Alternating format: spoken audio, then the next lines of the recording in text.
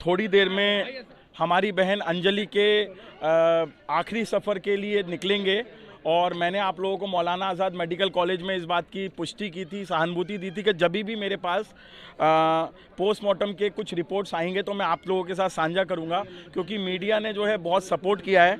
तो मैं पहले आपको ये बताना चाहूँगा कि जो ये टेस्ट जो है जिन 3 डॉक्टरों की टीम ने किया है, ये हैं doctor Upendra Kishore ji, director professor HOD forensic medicine Maulana Azad medical college.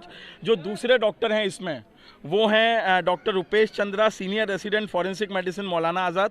Third doctor हैं डॉक्टर विशान कुमार मान, सीनियर रेसिडेंट। जो हमारी बालिका थी अंजलि, उसकी उम्र 20 साल थी। अब मैं आपको फाइनल जो कंक्लूसिव है, जो सबसे इम्पोर्टेंट है, वो मैं बताऊंगा। Provisional cause of death shock and hemorrhage as a result of antemortem injury to the head, spine, left femur, both lower limb. All injuries collectively can cause death in ordinary cause of nature. However, injury to the head, spine, long bones and other injuries can cause death. All injuries produced by the blunt force impact and possible with vehicular dragging and accident. इन लोगों ने इस बात की पुष्टि की है कि जो ये हम जो पहले आप देख रहे थे कि इस पूरी सारी चीज़ को जो है अमली जामा पहनाया जा रहा था कि ये एक एक्सीडेंट है। जो पोस्टमार्टम रिपोर्ट आई है वो ये आई है कि ड्रैगिंग के कारण जो एक्सीडेंट हुआ है उसके कारण ये डेथ हुई है। It is not one hit. ऐसा एक डेथ होती है कि एक हिट हुआ और डेथ हो गई।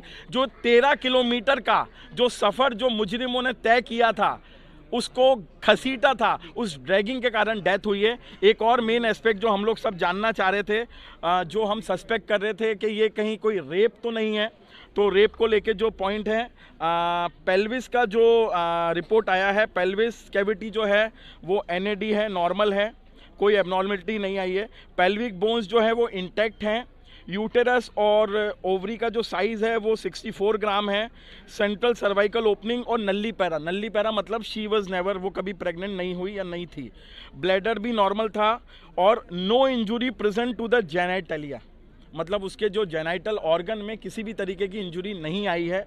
और इसमें सीमन के बारे में नहीं लिखा, तो मुझे लगता है चूंकि कोई इंजुरी नहीं है तो सीमन भी प्रेजेंट नहीं होगा। तो ये 2 सबसे इंपॉर्टेंट चीज़ हैं जो आप सबको जानना बहुत ज़रूरी है।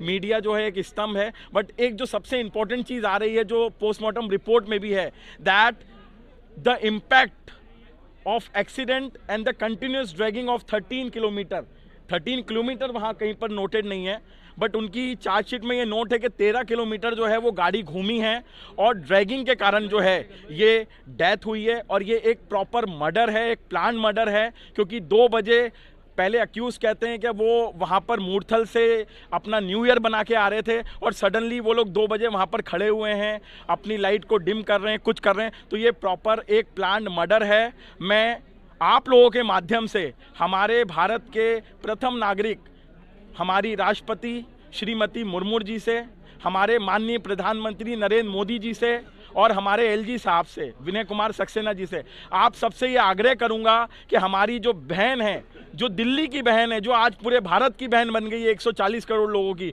उसको इंसाफ दिया जाए।